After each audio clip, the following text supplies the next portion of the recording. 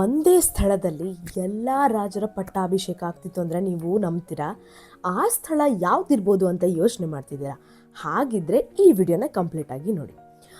ಎಲ್ಲ ರಾಜರು 1400 ವರ್ಷಗಳ ಹಿಂದೆ ಒಂದೇ ಸ್ಥಳದಲ್ಲಿ ಪಟ್ಟಾಭಿಷೇಕವನ್ನು ಮಾಡ್ತಾಯಿದ್ರು. ಆ ಸ್ಥಳ ಯಾವುದು? ಯುನೆಸ್ಕೋ ವರ್ಲ್ಡ್ ಹೆರಿಟೇಜ್ ಸೈಟ್ ಕೂಡ ಆಗಿದೆ. ಯಾವುದಪ್ಪ ಅಂದರೆ ಪಟ್ಟದಕಲ್ಲು. ಎಲ್ಲಿ ಬರುತ್ತೆ ಇದು? ಏನೇನಿದೆ ಈ ದೇವಸ್ಥಾನದಲ್ಲಿ ನೋಡೋಕ್ಕೆ?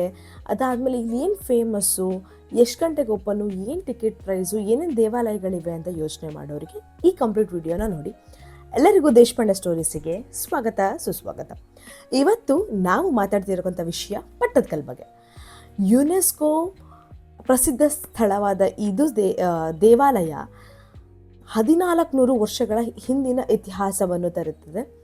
ಆಯಿತಾ? ಈ ದೇವಸ್ಥಾನಕ್ಕೆ ಪಟ್ಟದಕಲ್ಲು ಎಂಬ ಹೆಸರು ಯಾಕೆ ಬಂತು ಅಂತ ಯೋಚನೆ ಮಾಡೋರಿಗೆ, ಪಟ್ಟದಕಲ್ಲು ಅಂತಂದರೆ ಪಟ್ಟ ಅಂದರೆ ಪಟ್ಟಾಭಿಷೇಕ. ಆವಾಗಿನ ಕಾಲದಲ್ಲಿ ರಾಜರು ಇವರು ಮುಂದಿನ ರಾಜ ಆಗುತ್ತಾರೆ, ಇಷ್ಟು ವರ್ಷದಿಂದ ಇಷ್ಟು ವರ್ಷವರೆಗೂ ಅಂತ ಏನು ಪಟ್ಟಾಭಿಷೇಕ ಮಾಡ್ತಿದ್ರಲ್ಲ, ಆ ಪಟ್ಟಾಭಿಷೇಕಕ್ಕೆ ಪಟ್ಟ ಅಂತ ಕರೀತಿದ್ರು. ಕಲ್ಲು, ಪಟ್ಟದ ಕಲ್ಲು ಅಲ್ವಾ? ಕಲ್ಲು ಅಂದರೆ ಶಿಲೆ ಅಥವಾ ಕಲ್ಲು ಅಂತ ಅರ್ಥ. ಸೊ ಎಲ್ಲ ಪಟ್ಟಾಭಿಷೇಕ, ಎಲ್ಲ ರಾಜರ ಪಟ್ಟಾಭಿಷೇಕ ಇದೇ ಸ್ಥಳದಲ್ಲಿ ಆಗ್ತಿರೋದ ಕಾರಣ ಇದಕ್ಕೆ ಪಟ್ಟದಕಲ್ಲು ಎಂಬ ಹೆಸರು ಬಂತು. ಆಯಿತಾ? ನೆಕ್ಸ್ಟು ಇದು ಎಲ್ಲಿ ಬರುತ್ತೆ, ಯಾವ ಜಿಲ್ಲೆಯಲ್ಲಿ ಬರುತ್ತೆ ಅಂತ ನೋಡೋದಾದರೆ ಇದು ಬಾಗಲಕೋಟೆ ಜಿಲ್ಲೆಯಲ್ಲಿ ಬರುತ್ತೆ. ನಮ್ಮ ಕರ್ನಾಟಕದ ಆಲ್ಫಾಬೆಟಿಕಲಿಯಲ್ಲಿ ನೋಡಿದರೆ ಅಕ್ಷರಗಳಲ್ಲಿ ಮೊದಲನೇದು ಬಂದ್ಬಿಟ್ಟು ಬಾಗಲಕೋಟೆ ಜಿಲ್ಲೆಯಲ್ಲಿ ಪಟ್ಟದಕಲ್ಲು ಎಂಬ ಸ್ಥಳ, ಪ್ರಸಿದ್ಧ ಸ್ಥಳ ಬರುತ್ತೆ. ಈ ಪ್ರಸಿದ್ಧ ಸ್ಥಳದಲ್ಲಿ ಫಸ್ಟ್ ನೀವು ಎಲ್ಲಿ ಎಷ್ಟು ದೂರ ಇದೆ ಅಂತಂದರೆ ಬಾದಾಮಿ ಬನಶಂಕರಿಯಿಂದ 22 ಕಿಲೋಮೀಟರ್ ದೂರದಲ್ಲಿದೆ.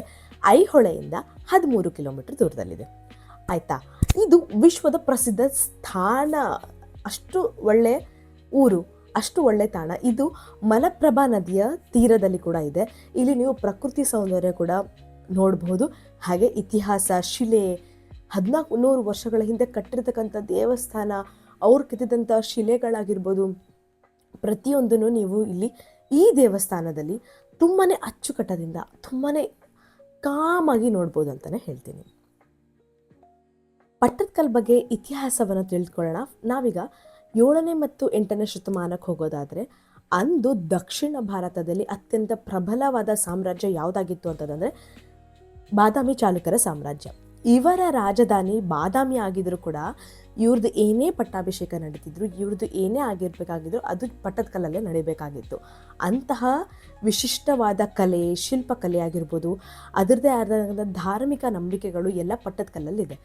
ಇಂದಿಗೂ ಪಟ್ಟದಕಲ್ಲಲ್ಲಿ ಸುಮಾರು 10ಕ್ಕಿಂತ ಹೆಚ್ಚು ದೇವಾಲಯಗಳಿದೆ ಅಂತಲೇ ಹೇಳ್ಬೋದು. ವಿರೂಪಾಕ್ಷ ದೇವಾಲಯ ಇದೆ, ಮಲ್ಲಿಕಾರ್ಜುನ ದೇವಾಲಯ ಇದೆ, ಸಂಗಮೇಶ್ವರ ದೇವಾಲಯ ಇದೆ, ಕಾಶಿ ವಿಶ್ವನಾಥೇಶ್ವರ ದೇವಾಲಯಗಳಿದೆ, ಅದಾದಮೇಲೆ ಪಾಪನಾಥೇಶ್ವರ ದೇವಾಲಯಗಳಿವೆ. ಇದೇ ಥರ ಎಲ್ಲ ದೇವಾಲಯಗಳು ಆಲ್ಮೋಸ್ಟ್ ಆಗಿ ಎಲ್ಲ ದೇವಾಲಯಗಳು ಶಿವನಿಗೆ ಅರ್ಪಿತವಾದ ದೇವಾಲಯಗಳಂತಲೇ ಹೇಳ್ಬೋದು. ತುಂಬಾ ದೇವಸ್ಥಾನಗಳಿದೆ ಸುತ್ತಮುತ್ತಲು. ನೀವು ಅದು ಪಟ್ಟದಕಲ್ಲಲ್ಲಿ ನೋಡೋದಾದರೆ ಈ ದೇವಸ್ಥಾನಗಳಿಗೆ ಅತ್ಯಂತ ಪ್ರಾಮುಖ್ಯವಾದ ಶಿಲ್ಪಕಲೆ ಇದೆ. ಒಂದೊಂದು ದೇವಸ್ಥಾನಕ್ಕೆ ತನ್ನದೇ ಆದ ಕಥೆಗಳಿದೆ, ಪುರಾಣಗಳಿದೆ, ನಂಬಿಕೆಗಳಿದೆ. ಒಂದಕ್ಕಿಂತ ಒಂದು ಕೆತ್ತನೆ ಮಾಡಿರ್ತಕ್ಕಂಥ ಕೆತ್ತನೆ ಆಗಿರ್ಬೋದು, ಕಲ್ಲಿಂದ ಏನೇನು ಮಾಡಿರ್ತಾರಲ್ವ ಕೆತ್ತನೆ, ಒಂದಕ್ಕಿಂತ ಒಂದು ವಿಭಿನ್ನವಾಗಿರೋದ್ರಿಂದ 1987 ಅಂದರೆ 1987ನಲ್ಲಿ ಈ ಪಟ್ಟದಕಲ್ಲನ್ನ ಯುನೆಸ್ಕೋ ವರ್ಲ್ಡ್ ಹೆರಿಟೇಜ್ ಸೈಟ್ ಅಂದರೆ ವಿಶ್ವ ಪರಂಪರೆಯ ತಾಣವಾಗಿ ಘೋಷಿಸಿತು. ಯಾವಾಗ? 1987ರಲ್ಲಿ. ಇದು ವಿಶ್ವ ಪರಂಪರೆಯ ಸ್ಥಾನವಾದ್ದರಿಂದ ತುಂಬಾ ಅತ್ಯಂತ ಪ್ರಾಮುಖ್ಯವಾದ ಆಗಿನ ಕಾಲದ 1300 ವರ್ಷಗಳಿಂದ ಇವತ್ತಿನವರೆಗೂ ಕಲ್ಲು ಅಷ್ಟು ಗಟ್ಟಿಮುಟ್ಟಿಯಾಗಿದೆ. ಅಷ್ಟು ನೋಡಲು ಅಷ್ಟು ಸುಂದರವಾಗಿರುವಂಥ ಕಲ್ಲು, ಏನೂ ಆಗಿಲ್ಲ, ಅಷ್ಟು ಗಟ್ಟಿಯಾಗಿದೆ ಅಂತಂದರೆ ನೀವೇ ಯೋಚನೆ ಮಾಡ್ಬೋದು ಎಷ್ಟು ಗಟ್ಟಿಯಾಗಿರ್ಬೋದು, ಎಷ್ಟು ಚೆನ್ನಾಗಿ ಕೆತ್ತನೆ ಮಾಡಿರ್ಬೋದು ಅಂತಂಥದ್ದು. ಇವಾಗ ನಮ್ಮ ಕಾಲದಲ್ಲಿ ಮನೆಯೇ ಅಷ್ಟು ಅಟ್ಲೀಸ್ಟ್ 100 ವರ್ಷ ಬರುತ್ತೆ ಅಂದರೆ ಹೇಳೋಕ್ಕಾಗಲ್ಲ, ಯಾವಾಗ ಬೀಳತ್ತೋ ಗೊತ್ತಿರಲ್ಲ. ಅಂಥದ್ದು 1300 ವರ್ಷಗಳಿಂದ ನಡೆದುಕೊಂಡು ಬಂದಿರತಕ್ಕಂಥ ಈ ಪರಂಪರೆ, ಈ ದೇವಸ್ಥಾನಗಳು, ಈ ಐತಿಹಾಸಿಕ ತಾಣ ನೋಡಲು 2 ಕಣ್ಣು ಸಾಲದಂತಲೇ ಹೇಳ್ತೀನಿ. ಇಂತಹ ಪಟ್ಟದಕಲ್ಲು ಬಗ್ಗೆ ನಾವು ಹೋಗಬೇಕು. ನಾವು ನಮ್ಮ ಕರ್ನಾಟಕದವರಾಗಿದ್ದರಿಂದ ಎಲ್ಲ ನಮ್ಮ ಪ್ರಸಿದ್ಧ ಸ್ಥಳಗಳು, ತಾಣಗಳು, ಹಂಪಿ ಆಗಿರ್ಬೋದು, ಚಾಲುಕ್ಯರ ಬಾದಾಮಿ ಆಗಿರ್ಬೋದು, ಪ್ರತಿಯೊಂದಕ್ಕೂ ಹೋಗಿ ಬನ್ನಿ ಅಂತ ಹೇಳ್ತೀನಿ. ಪಟ್ಟದಕಲ್ಲಲ್ಲಿ ಎಷ್ಟು ಗಂಟೆಗೆ ಹೋಗಬೇಕು, ಎಷ್ಟು ಗಂಟೆವರೆಗೂ ಓಪನ್ ಇದೆ ಅಂತ ಡೌಟ್ ಇರೋರಿಗೆ, ಪಟ್ಟದಕಲ್ಲು ಬೆಳಿಗ್ಗೆ 6ರಿಂದ ರಾತ್ರಿ 8ವರೆಗೂ ಓಪನ್ ಇರುತ್ತೆ. ಆಯಿತಾ? ಬೆಳಿಗ್ಗೆ ಹೋಗ್ಬಿಟ್ರಿ, ಬೆಳಿಗ್ಗೆ 8 ಗಂಟೆಗೆ ಹೋಗ್ಬಿಟ್ಟು ಆರಾಮಾಗಿ ನೋಡ್ಕೊಳ್ಳಿ. ಎಷ್ಟೊತ್ತು ಬೇಕಾಗ್ಬೋದು? ಒಂದು ಹಾಫ್ ಆನ್ ಅವರಲ್ಲಿ ಮುಗಿಸ್ಬೋದಾ ಅಂತಂದರೆ ಇಲ್ಲ, ಒಂದು 2 to 3 ಅವರ್ಸ್ ಟೈಮ್ ಬೇಕಾಗತ್ತೆ. ನೀಟಾಗಿ ಅಲ್ಲಲ್ಲೇ ಸುತ್ತಮುತ್ತಲ ದೇವಸ್ಥಾನನೆಲ್ಲ ನೋಡಿಕೊಂಡು, ಅದಾದಮೇಲೆ ಅಲ್ಲಿನ ವಾಸ್ತುಶಿಲ್ಪಿ ಆಗಿರ್ಬೋದು ಎಲ್ಲ ನೋಡ್ಕೊಳೋದಕ್ಕೆ. ಒಂದೊಂದರಲ್ಲಿ ಒಂದೊಂದು ಕತೆ ಬರೆದಿರ್ತಾರೆ. ಒಂದರಲ್ಲಿ ರಾಮಾಯಣದ ಕತೆ ಇರುತ್ತೆ, ಒಂದರಲ್ಲಿ ಮಹಾಭಾರತದ ಕತೆ ಇರುತ್ತೆ, ಪುರಾಣಗಳ ಕತೆ ಇರುತ್ತೆ. ಅದನ್ನೆಲ್ಲ ನೀಟಾಗಿ ನೋಡಿಕೊಂಡು ಅನಲೈಸ್ ಮಾಡ್ಕೊಂಡು ಬನ್ನಿ ಅಂತ ಹೇಳ್ತೀನಿ. ಅಷ್ಟು ಆ ಥರ ರೀಚ್ ಆಗಬೇಕು ಅಂತ ಯೋಚನೆ ಮಾಡ್ತಿರೋರಿಗೆ ಬಾದಾಮಿ ನಿಯರೆಸ್ಟ್ ರೈಲ್ವೆ ಸ್ಟೇಷನ್ ಇದೆ. ಅಲ್ಲಿಂದ ಜಸ್ಟ್ 22 ಕಿಲೋಮೀಟ್ರ್ ದೂರ ಅಷ್ಟೇ. ಬೇಗ ವಿಸಿಟ್ ಮಾಡಿಬಿಡಿ. ಇಲ್ಲಪ್ಪ ನಾವು ಕಾರಲ್ಲಿ ಬರ್ತೀವಿ, ಹಂಗೆ ಬರ್ತೀವಿ, ಹಿಂಗೆ ಬರ್ತೀವಿ ಅನ್ನೋರಿಗೆ 440 ಕಿಲೋಮೀಟರ್ಸ್ ಬೆಂಗಳೂರಿಂದ ಆಗುತ್ತೆ. ಬಾಗಲಕೋಟೆ ಜಿಲ್ಲೆಯಿಂದ ಪಟ್ಟದಕಲ್ಲು ಬರೀ 40 ಕಿಲೋಮೀಟ್ರ್ ದೂರದಲ್ಲಿದೆ. ಎಷ್ಟು ಎಂಟ್ರಿ ಫೀ, ಏನು ಕತೆ ಅಂತ ಯೋಚನೆ ಮಾಡೋರಿಗೆ ಪ್ರವೇಶ ಶುಲ್ಕ ಬಂದ್ಬಿಟ್ಟು ಭಾರತೀಯರಿಗೆ ಜಸ್ಟ್ 40 ರೂಪೀಸ್ ಇದೆ, ವಿದೇಶದವರಿಗೆ 600 ರೂಪೀಸ್ ಇದೆ. ಮತ್ತು ಚಿಕ್ಕ ಮಕ್ಕಳು 15 ವರ್ಷಕ್ಕಿಂತ ಕಮ್ಮಿ ಒಳಗಡೆ ಇರೋರಿಗೆ ಯಾವ ಟಿಕೆಟ್ ಫೀಸ್ ಕೂಡ ಇಲ್ಲ. ಇದು ಪಟ್ಟದಕಲ್ಲಿನ ಎಂಟ್ರಿ ಫೀ ಬಗ್ಗೆ.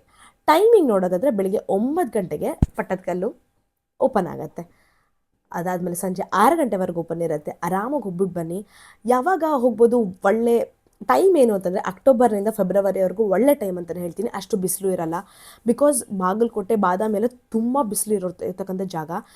ನಾನೇನು ಹೇಳ್ತೀನಿ, ಅಕ್ಟೋಬರ್ ಟು ಫೆಬ್ರವರಿ ಹೋಗಿ ಆರಾಮಾಗಿ, ವೆದರ್ ಕೂಡ ಚೆನ್ನಾಗಿರುತ್ತೆ, ನೀವು ಎಂಜಾಯ್ನೂ ಮಾಡ್ಬೋದು. ಪಟ್ಟದಕಲ್ಲು ಬಗ್ಗೆ ನೋಡಿಬಿಟ್ಟು, ಪ್ರವಾಸಿಗಳ ಸ್ಥಾನ ಆಗಿರೋದ್ರಿಂದ ನೋಡಿಬಿಟ್ಟು ಆರಾಮಾಗಿ ನೋಡಿಬಿಟ್ಟು ಎಲ್ಲ ಶಿಲ್ಪಗಳು ಏನೇನು ಕೆತ್ತನೆ ಮಾಡಿದ್ದಾರೆ, ಯಾವ್ಯಾವ ಪುರಾಣಗಳಿದೆ, ಎಷ್ಟು ನೀಟಾಗಿ ಕಾರ್ವಿಂಗ್ನ ಮಾಡಿರ್ತಾರೆ ಅಂತೆಲ್ಲ ನೋಡಿಕೊಂಡು ಬನ್ನಿ ಅಂತ ಹೇಳ್ತೀನಿ.